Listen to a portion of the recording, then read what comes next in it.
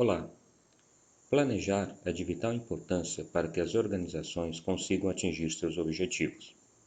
Com a competitividade, as mudanças que as organizações enfrentam, elas precisam se adequar, criar estratégias e realizar um planejamento de longo prazo para que possam ter mais lucros e destaque no mercado.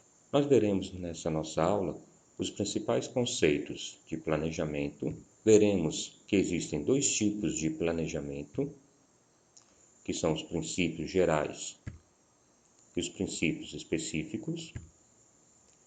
Veremos também os níveis do planejamento. Vamos lá?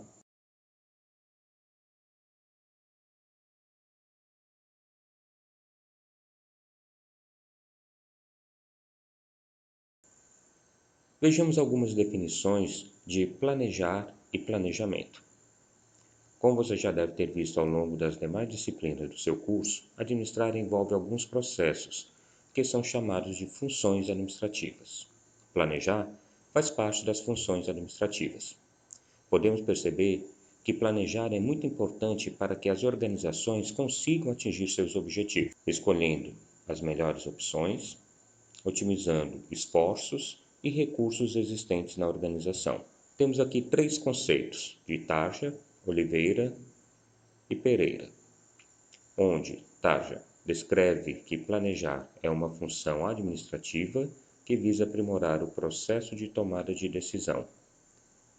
Oliveira diz que o planejamento pode ser conceituado como um processo de desenvolvimento para o alcance de uma situação futura desejada e de um modo mais eficiente, eficaz e efetivo, com a melhor concentração de esforços e recursos pela empresa. Já Pereira diz que planejamento pode ser o processo formalizado para gerar resultados a partir de um sistema integrado de decisões. De acordo com Steiner, existem 5 dimensões básicas do planejamento. O planejamento permite preparar a organização para as mudanças que ela pode enfrentar, sejam mudanças relacionadas a pessoas, a tecnologia ou sistemas. Trata-se de uma importante ferramenta que norteia a tomada de decisão. Aqui nós podemos acompanhar então essas 5 dimensões básicas do planejamento. A primeira corresponde ao assunto abordado, que pode ser de produção, pesquisa, novos produtos, finanças, marketing, instalações, recursos humanos, etc. A segunda corresponde aos elementos do planejamento em si, como propósitos, objetivos, estratégias, políticas, programas, orçamentos, normas, entre outros. A terceira dimensão corresponde ao tempo do planejamento, pode ser curto, médio ou longo prazo. A quarta dimensão corresponde às unidades organizacionais, onde o planejamento é elaborado. Então, podemos ter aí um planejamento corporativo, de unidades estratégicas de negócio, de departamentos, etc. E a quinta corresponde às características do planejamento, que pode ser complexo ou simples, planejamento estratégico ou tático, confidencial ou público, qualitativo ou quantitativo, formal ou informal, econômico ou caro.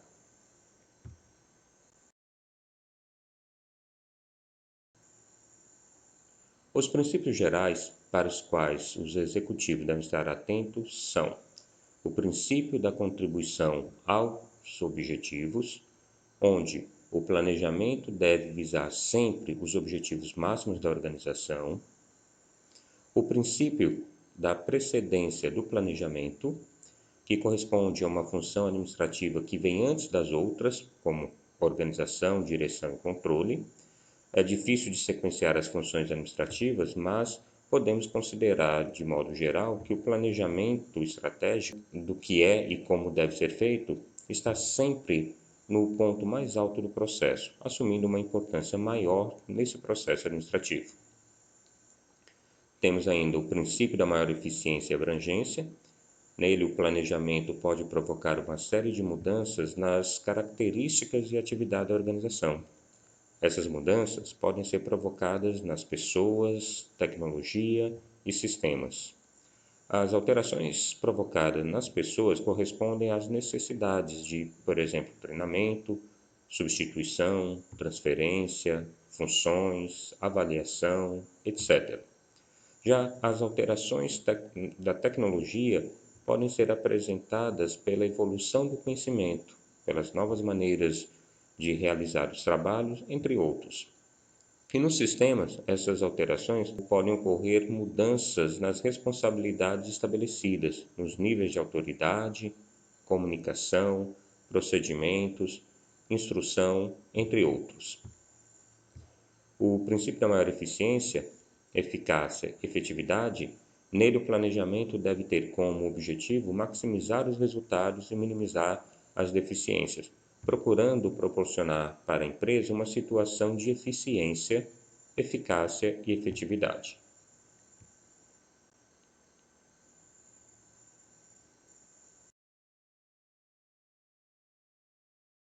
Planejamento participativo.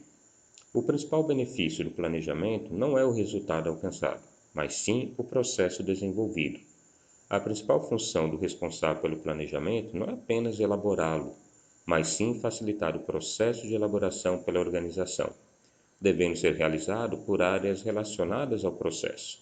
Já o planejamento coordenado, todos os aspectos da organização projetados devem atuar de maneira interdependente, pois nenhum aspecto da organização pode ser planejado de maneira independente de qualquer outro aspecto. No planejamento integrado, os vários níveis organizacionais de uma empresa devem ter seus níveis integrados em organizações voltadas para o mercado, nas quais os objetivos empresariais prevalecem sobre o dos seus membros. Os objetivos são escolhidos de cima para baixo e os meios para alcançá-lo de baixo para cima, sendo invertido o caso se a função da organização fosse servir seus membros. O planejamento permanente é uma condição exigida pelo ambiente organizacional, pois nenhum planejamento mantém o seu valor com o tempo.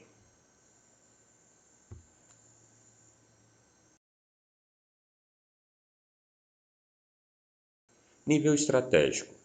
Para Oliveira, esse nível é de responsabilidade dos níveis mais altos da empresa e diz respeito à formulação de objetivos quanto à seleção dos cursos de ação, as estratégias, a serem seguidos para sua consolidação, levando em conta as condições externas e as internas à empresa e sua evolução esperada.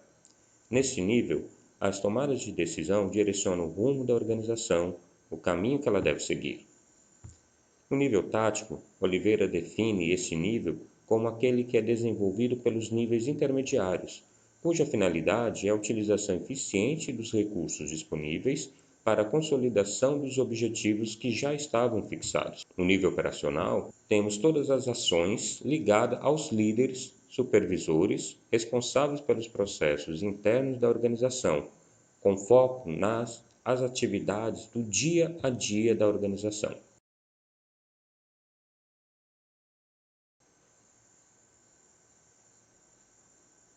Conforme vimos anteriormente, o planejar significa definir objetivos e qual caminho deve ser seguido para que os objetivos sejam alcançados.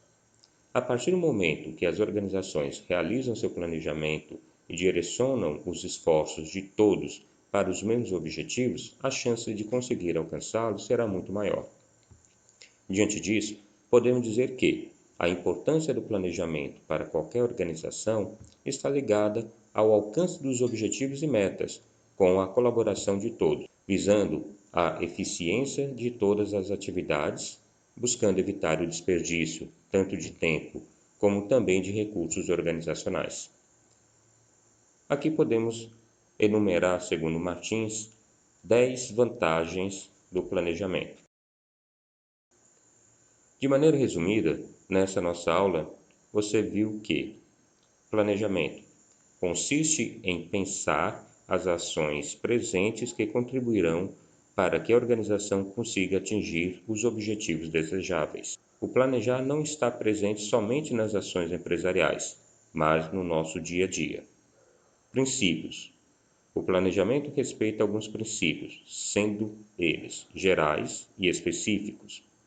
Níveis. Existem 3 níveis de classificação do planejamento: planejamento estratégico, planejamento tático e planejamento operacional.